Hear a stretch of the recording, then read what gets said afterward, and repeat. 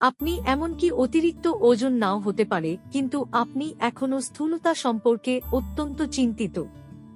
আপনি আপনার খাদ্য সীমিত করার সিদ্ধান্ত নিয়েছে। আপনি এটা হতে পারে কি মনে করেন?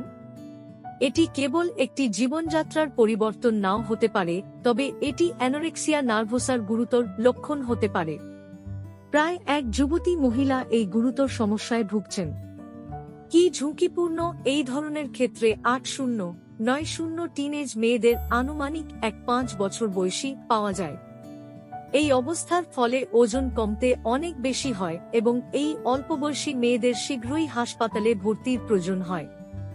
দুর্ভাগ্যবশত অ্যানোরেক্সিয়া নার্ভোসার যেকোনো মানসিক ব্যাধিতে মৃত্যুর হার সবচেয়ে বেশি। দৃশ্যমান পরিবর্তন কি? অল্পবয়সী মেয়েরা প্রায়শই সে সাধারণত যে খাবার খায় তা বাদ দিতে বা কমাতে শুরু করে। তারা স্কুলের মধ্যাহ্নভোজ, পারিবারিক রাতের খাবার এড়িয়ে যেতে পারে, বা এমনকি মিষ্টি বা স্ন্যাক্সের মতো নির্দিষ্ট জিনিসগুলিকে অস্বীকার করতে পারে। তিনি চিনি এবং চর্বি ছাড়াই তার ডায়েট পরিকল্পনা করতে পারেন এবং আগের চেয়ে অনেক বেশি শীতে জড়িত হতে পারেন। 6. অ্যানোরেক্সিয়া নার্ভোসার গুরুতর লক্ষণ। 1. মাসিকের অনুপস্থিতি অ্যামেনোরিয়া। 2. বিষণ্ণতা। 3. রাগ। 4. ঘনত্ব সমস্যা। 5. ঘুমের সমস্যা। 6. সামাজিক প্রত্যাহার। অ্যানোরেক্সিয়া নার্ভোসা কি হতে পারে?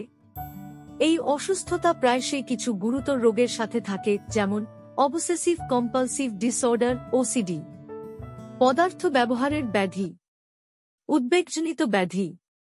অ্যানোরেক্সিয়া নার্ভোসা রোগ নির্ণয় থেকে পুনরুদ্ধার হওয়া পর্যন্ত গড়ে 5 থেকে 6 বছর সময় নেয়।